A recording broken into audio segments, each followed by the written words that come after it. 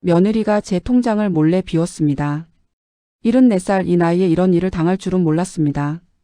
30년 동안 외식 줄이고 옷 한 벌 아껴가며 모은 제 노후 자금이 하루아침에 사라졌습니다.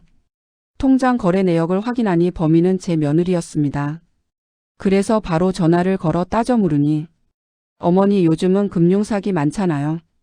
제가 대신 관리해 드리려고요. 그 말을 들었을 때 저는 가슴이 철렁 내려앉았습니다. 하지만 진짜 충격은 그 다음이었습니다. 오늘 이야기는 실제로 일어날 수 있는 가족 간의 충격적인 이야기입니다. 끝까지 함께 해주시고 구독과 좋아요로 응원해주세요. 그럼 시작하겠습니다. 경기도 수원에 사는 김영숙 여사 올해 74. 남편은 5년 전 세상을 떠났고 혼자 살고 있습니다. 아들 내외가 근처에 살아 가끔 들르곤 했죠. 영숙 여사는 매달 아들에게서 생활비 120만 원, 국민연금 40만 원을 받아 160만 원으로 알뜰하게 생활했습니다. 그런데 어느 날 월말도 아닌데 통장 잔고가 32,450원 뿐이었습니다. 이게 뭐지? 내가 이렇게 썼을 리가 없는데. 거래 내역을 확인한 순간 영숙 여사의 손이 얼어붙었습니다. 자동이체 50만 원 수신인 박수진, 자동이체 30만 원 박수진, 자동이체 40만 원 박수진. 며느리 이름이었습니다. 믿기지 않았습니다.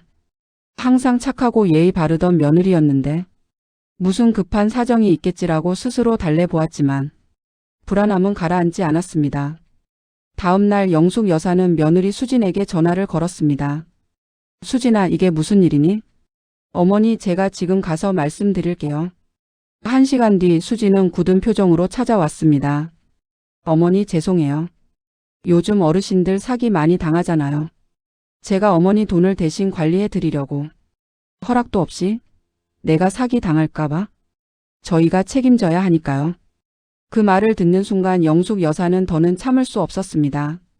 이건 도둑질이야. 이유가 뭐든 허락 없이 가져간 건 잘못이야. 수진은 울먹이며 말했습니다. 어머니, 저도 어쩔 수 없었어요. 하지만 더 말하길 망설였습니다. 화를 이기지 못한 영숙 여사는 나가라고 말했고 수진은 눈물을 훔치며 돌아갔습니다.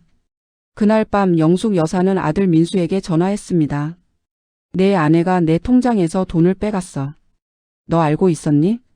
엄마, 수진이가 걱정돼서 그랬대요. 너무 화내지 마세요. 나는 도둑 맞은 기분인데 왜 내 편은 안 들어? 민수는 아무 말도 하지 못했습니다. 몇 날 며칠을 고민하던 영숙 여사는 문득 서랍 속 오래된 통장을 꺼냈습니다. 그리고 그 자리에서 주저앉고 말았습니다.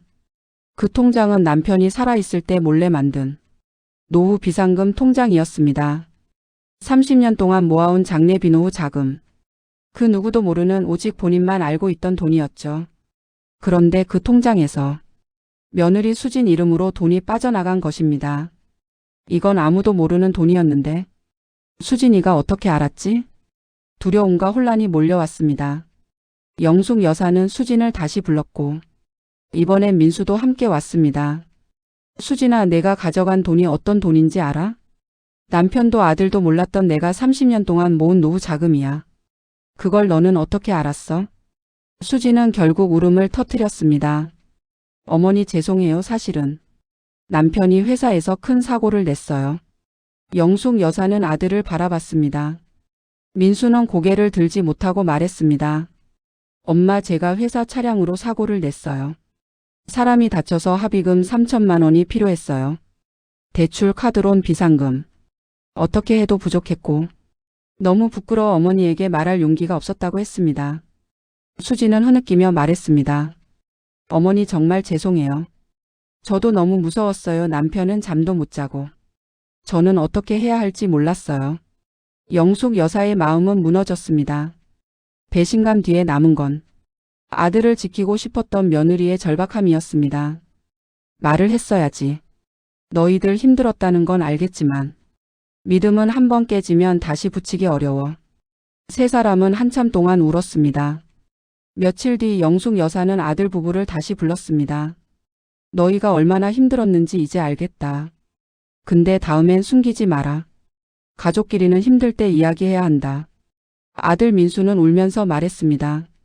엄마 다시는 숨기지 않을게요. 수진도 고개를 숙였습니다. 어머니 정말 죄송합니다. 이래서 꼭 갚겠습니다.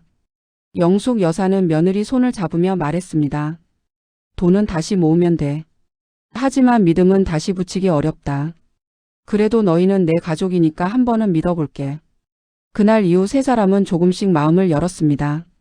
며느리는 아르바이트를 시작해 돈을 갚기 시작했고 아들은 더 이상 어머니에게 비밀을 숨기지 않았습니다. 영숙 여사는 말했습니다.